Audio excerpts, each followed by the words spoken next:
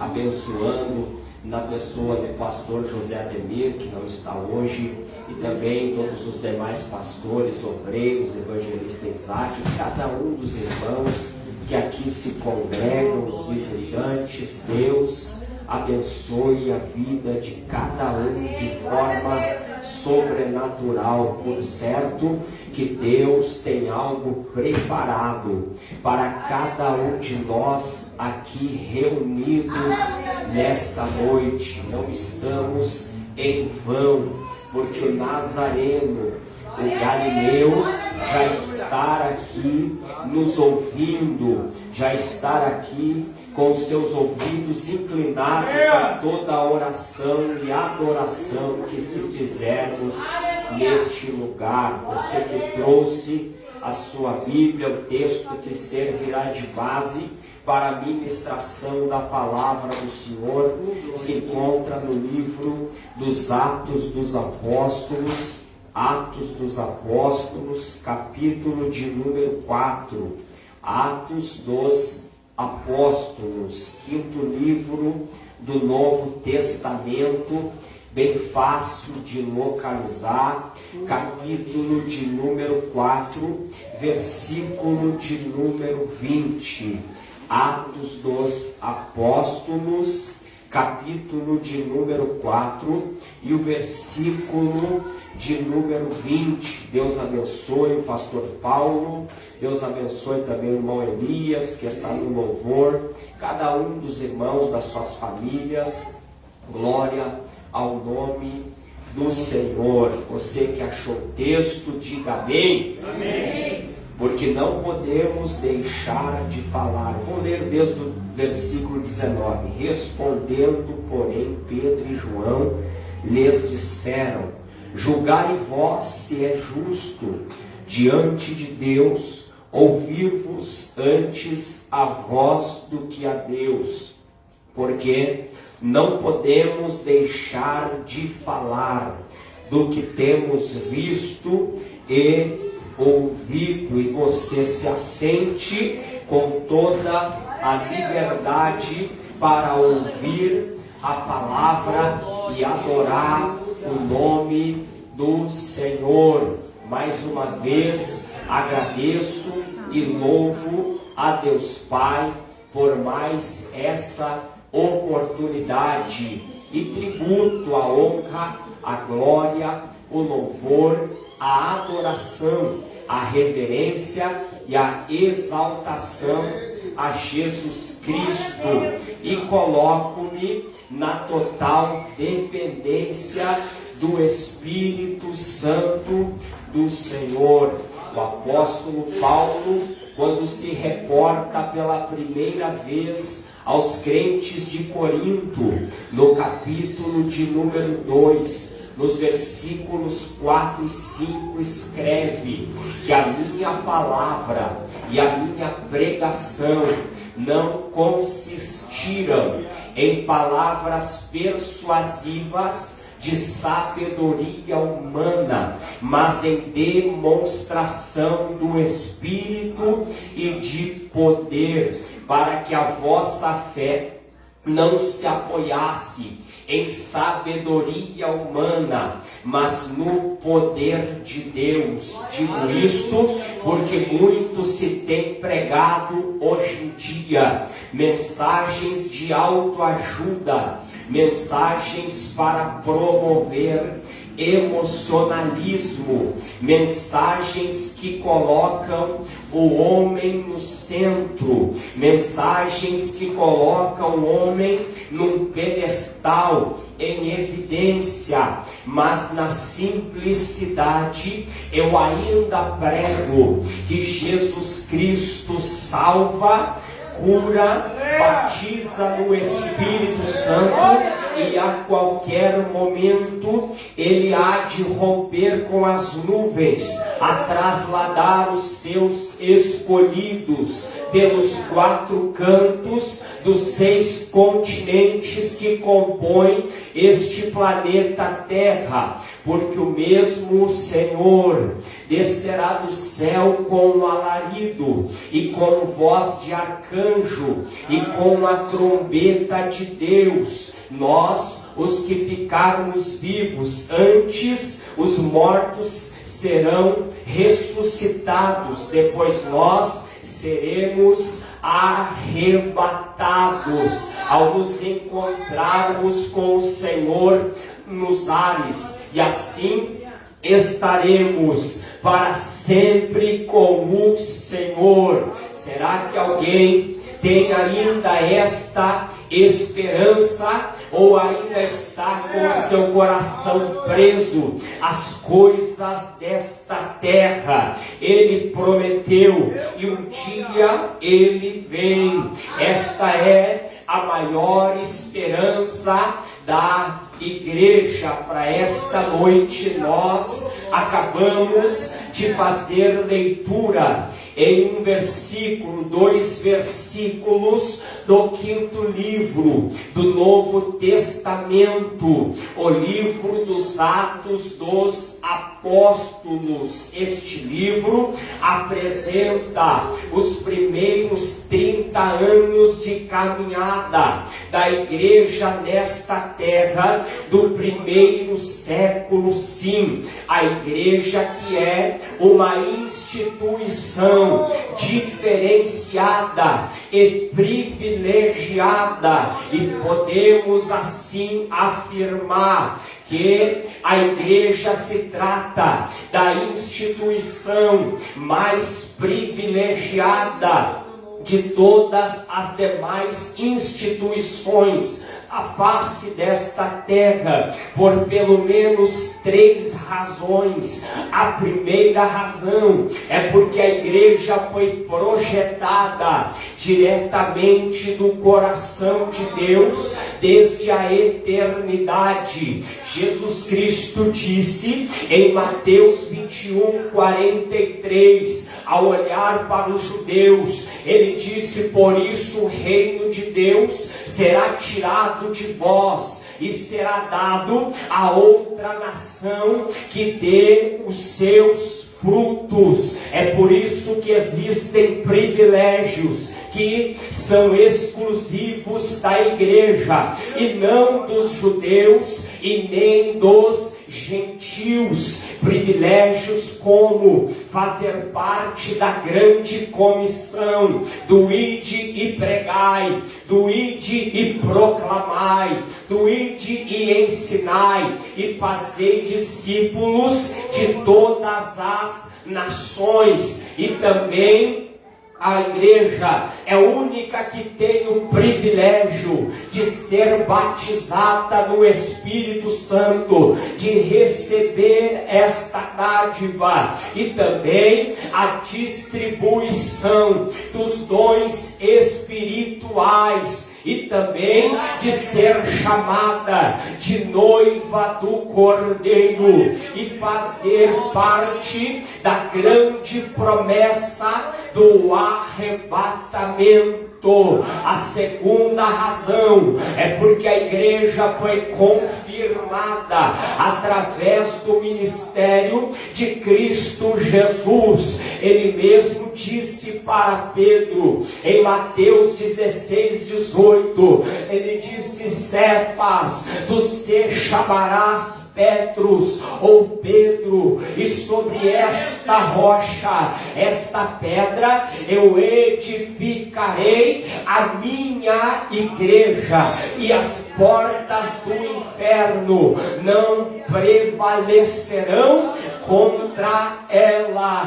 A igreja foi plantada, construída, erguida, fundada e edificada na rocha que não é Pedro, mas é o próprio Senhor Jesus Cristo, que é a palavra de Deus. Sim, porque a Bíblia Sagrada é a palavra de Deus escrita. Jesus é a palavra de Deus viva. E a terceira razão pela qual a igreja é a instituição mais diferenciada e privilegiada de todas as demais instituições existentes sobre a face desta terra, é porque a igreja foi inaugurada na ocasião do dia de Pentecostes em Atos 2.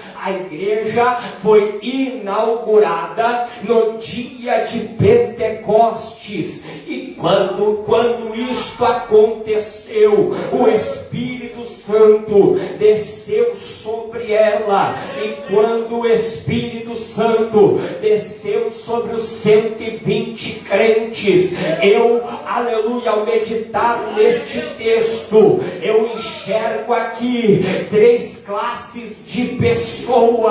A primeira classe é aqueles que foram cheios. A segunda classe são aqueles que contemplaram os seus irmãos sendo cheios e ficaram maravilhados. E a terceira classe são aqueles que se escandalizaram. Sim, observem os irmãos.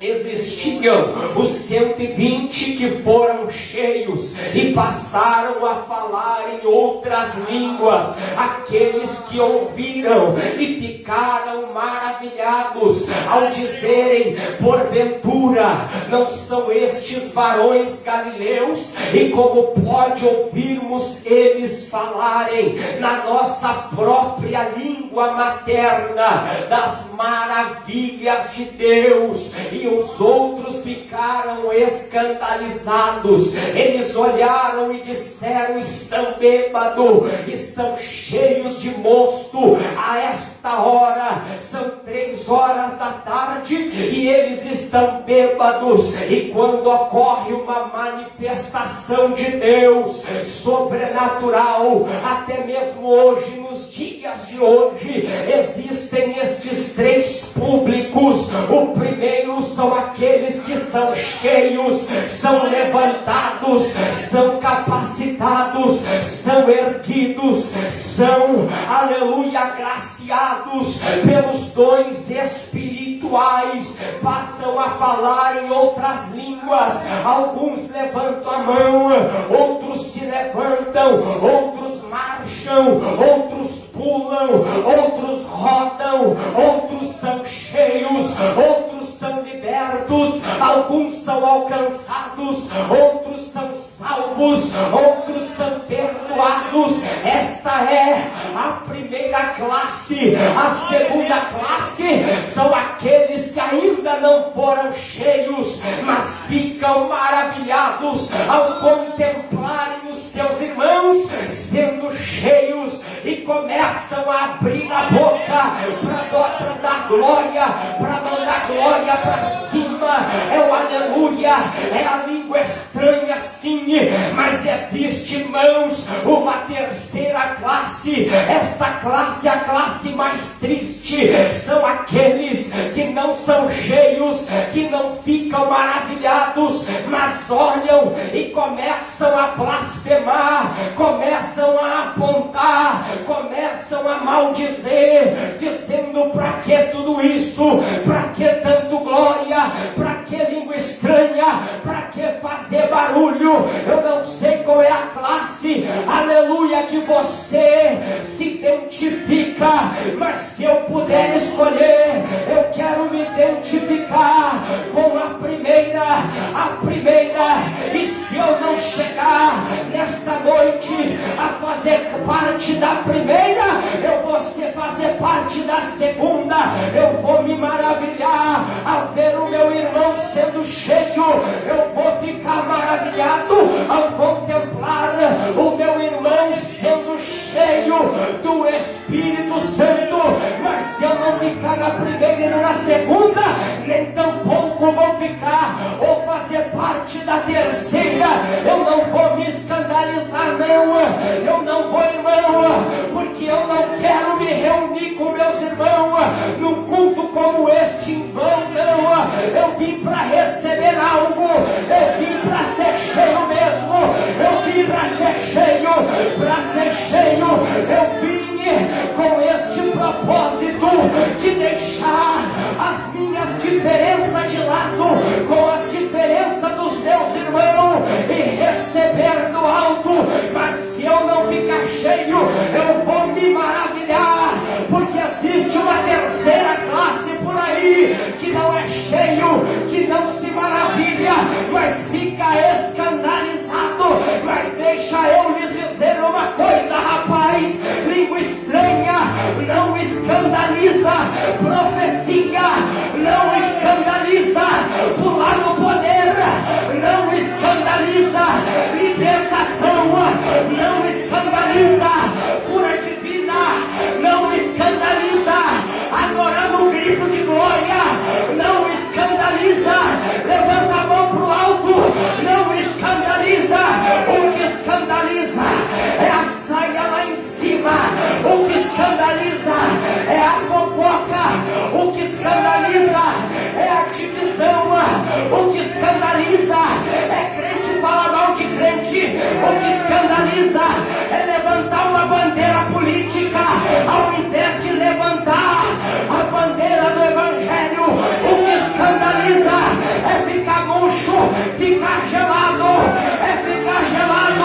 profecia não escandaliza, língua estranha não escandaliza, porque língua estranha é poder, é poder, é poder, é poder, é poder. Quanto quer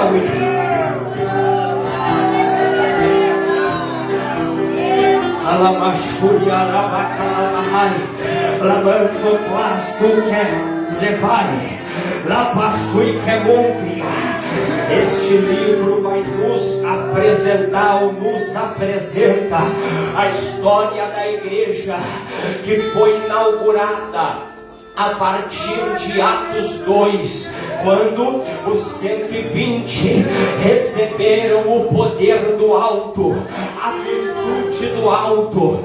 O quadro da situação era um, mas depois deste evento passou a ser outro, porque eles estavam trancafiados entre quatro paredes. Por mais que eles estavam aguardando uma promessa, por mais que eles estavam orando, ainda havia um pouco de medo com relação à perseguição dos judeus. Sim, eles estavam trancados entre quatro paredes, mas depois que o Espírito desceu e todos foram cheios, eles saíram das quatro paredes, as vias ficaram pavimentadas para a proclamação do Evangelho, que chegou em Samaria, chegou pela Judeia, em Jerusalém e até aos confins da terra. A perseguição continuou. Diz a Bíblia Sagrada que Pedro, através de um sermão, cerca de 3.000 almas agregaram-se e entregaram suas vidas ao Senhor Jesus Cristo. No capítulo de número 2 ainda, mas quando chega no capítulo 3, eles vão para a oração. Assim são os sinais do crente cheio do Espírito Santo. Prega a palavra e vai para a oração. Eles pregavam e foram pela hora nona, às 3 da tarde no templo. Aleluia. E diz a Bíblia Sagrada que quando eles chegaram no templo, havia um homem coxo, paralítico de nascença. no capítulo de número 3, o qual punham todos os dias a porta do templo chamada Formosa. E Pedro e João, quando chegaram, se aproximaram deste homem que estendeu a mão pedindo uma esmola, pedindo moeda, pedindo um paliativo. Diz a Bíblia que Pedro, com os olhos fitos nele, pediu, olhou para ele e disse: nós não temos prata e nem ouro, mas o que temos, isto te damos. Em nome de Jesus Cristo, levanta-te e anda. E a Bíblia Sagrada diz que este homem se levantou e começou a saltar dentro do templo, glorificando e adorando a Deus. Logo, estes dois foram arrebatados de onde eles estavam e colocados, postos no meio do sinédrio. No capítulo de número 4, Pedro e João estão no meio do sinédrio, sendo julgados, sendo interrogados por causa deste homem de nascença que foi curado de forma milagrosa. Para os irmãos verem como que são os religiosos, ao invés de glorificarem pela cura de um coxo, ao invés de adorarem por contemplarem as maravilhas de Deus sendo visíveis de forma notória na face da terra, tomaram Pedro e João, lançaram no sinédrio. O que era o sinédrio? O sinédrio era um pequeno tribunal que julgava as causas religiosas da época, que era composto por 71 membros, cujo presidente, aquele que liderava, que presidia, era o sumo sacerdote. Pedro e João estavam no meio, sendo interrogados. Para os olhos dos homens, eles estavam assentados no banco dos réus. Sim, aos olhos dos homens, aos olhos da terra, Pedro e João estavam assentados no banco dos réus, mas aos olhos de Deus, ao contemplar do alto dos céus, não, eles estavam assentados no banco das testemunhas. Aos olhos dos homens, estavam assentados no banco dos réus, mas aos olhos de Deus, eles eram as testemunhas de Atos 1 e 8, quando Jesus Cristo, no pé do Monte das Oliveiras, olhou e disse para eles: e recebereis a virtude do Espírito Santo, que há de vir sobre vós, e ser-me-eis testemunhas. Para os religiosos, eles estavam assentados no banco dos réus, mas diante de Deus, no banco das testemunhas, porque eles estavam testificando, testemunhando acerca das maravilhas de Deus, acerca da palavra do Senhor.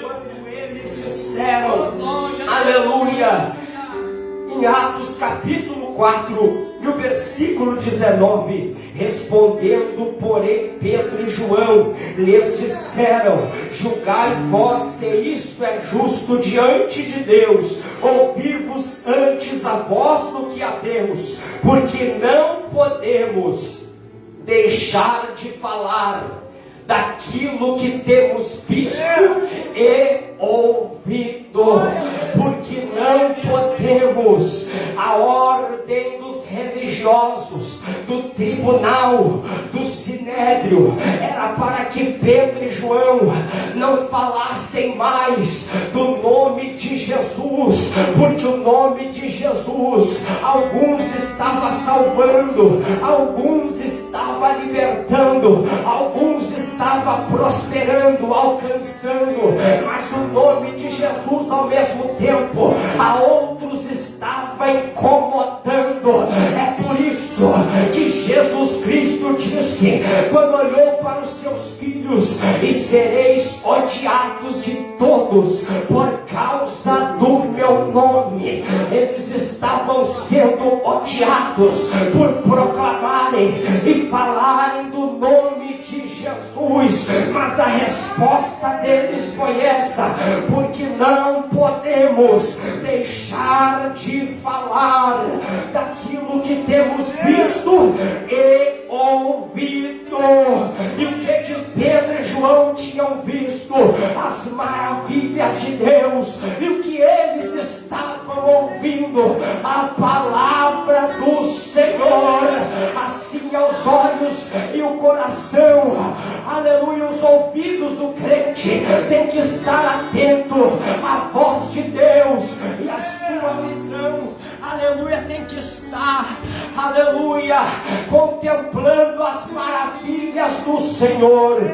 Mas muitos hoje já têm perdido o foco, porque não estão mais com os seus ouvidos atentos à palavra do Senhor e com os seus olhos fitos nas maravilhas de Deus. Mas Pedro e João disseram: porque não podemos deixar de falar daquilo que temos visto e também ouvido.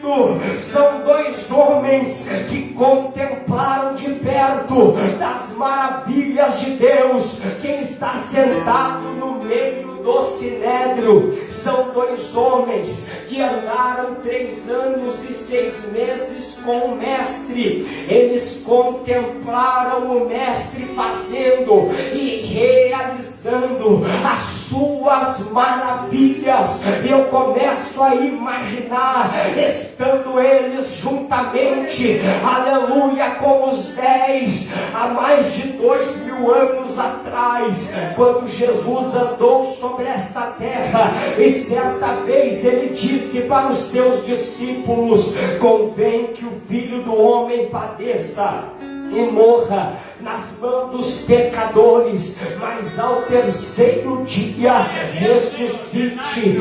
Logo os discípulos não compreendiam o mistério da ressurreição do Senhor. Eles não entendiam, porque já ouviram falar de pelo menos 3 ressurreições e também contemplaram 3 ressurreições com os seus próprios olhos. Eles ouviram falar de 3 ressurreições no Antigo Testamento e contemplaram 3 ressurreições com os seus próprios olhos. Eles já ouviram acerca da ressurreição do filho da viúva de Sunem, ressuscitado pelo ministério de Eliseu, de Elias, melhor dizendo, o filho da viúva de Sarepta, e também a ressurreição daquele moço cujo cadáver de Eliseu foi arremessado,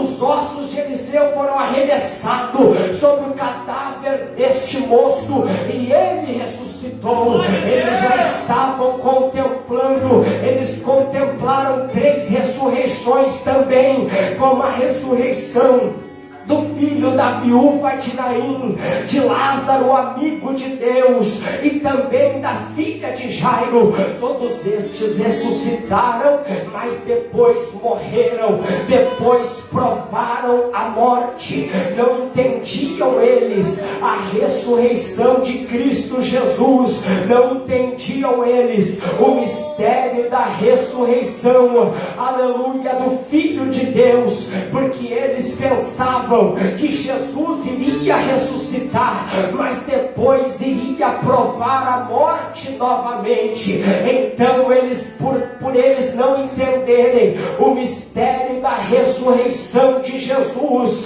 aleluia, eles pensavam e começavam a razoar entre si, dizendo: e agora, o que será de nós? O mestre não vai estar entre nós. O que será de nós quando o endemoniado gadareno manifestar-se? Lá ele não vai estar entre nós para expulsar expulsar a legião e ordená-la para que vá para os porcos. O que será de nós quando esta multidão ficar faminta? Lá ele também não vai mais estar, a fim de que multiplique os pães e peixes e sacie a fome desta multidão inteira. O que será de nós quando nos depararmos com os mortos? Lá ele também não vai mais estar, aleluia, para ressuscitar os mortos. O que será de nós quando o vinho acabar na festa? Lá ele também não vai estar, a fim de que ore para que a água seja transformada em vinho. O que será de nós quando os leprosos se depararem conosco? Lá ele não vai estar para purificá-los. Jesus conhecendo os intentos e os desígnios dos seus corações, vira para eles e diz: não se preocupem, não se preocupem, porque convém que eu vá, porque quando eu for, eu vos enviarei o Consolador, o Espírito da verdade, que o mundo não conhece. Este é o Espírito que estava sobre Pedro e também João, que contemplaram as maravilhas de Deus. Agora eles estão assentados no sinédrio, e quando eles estão assentados no sinédrio, eles, aleluia, afirmam, declaram que vão continuar fazendo a obra do Senhor, que vão continuar a falar das maravilhas de Deus, ao dizerem e declararem: porque não podemos deixar de falar daquilo que temos visto e também ouvido. E eles permaneceram. Diz a Bíblia Sagrada que a multidão daqueles que criam no Senhor crescia cada vez mais, de sorte que transportavam os enfermos e os colocavam em leitos e em camilhas, para que ao menos a sombra de Pedro, quando este passasse, cobrisse alguns deles, e todos eram curados. Deus usou a sombra de Pedro, Deus usou os lenços de Paulo, Deus usou as mãos dos apóstolos, Deus usou a boca dos seus filhos, e semelhantemente na era atual em que nós vivemos, Deus ainda está disposto a usar as mãos dos seus filhos. Deus ainda se levanta do trono para usar a boca dos seus filhos, bem como está escrito nos Salmos 81 e 10. É Deus olhando para a terra e dizendo: eu sou o Senhor que te tirei da terra do Egito, abre bem a tua boca e eu te encherei. Eu quenduri me candala machaia, ele plastequeria sobria. Deus está com as suas mãos estendidas sobre este lugar, e quer usar a vida dos seus filhos para a glória do seu nome, para o louvor da sua glória. E eu quero estar orando aqui nesta noite. Convido os irmãos a se colocarem de pé. Irmão Elias, pode adorar o nome do Senhor. Aleluia. Eu sou acostumado a pregar sem som de fundo, mas amém, irmãos, estamos na presença de Deus. Aleluia. O irmão Elias tem os dedos ungidos pelo Senhor. Eu sei que os irmãos têm a voz ungida e pode deixar Deus usar. Aleluia. Glória a Deus, Senhor. Glória a Deus. Aleluia. Existe um Deus no céu, a letra no papel não pode escrever.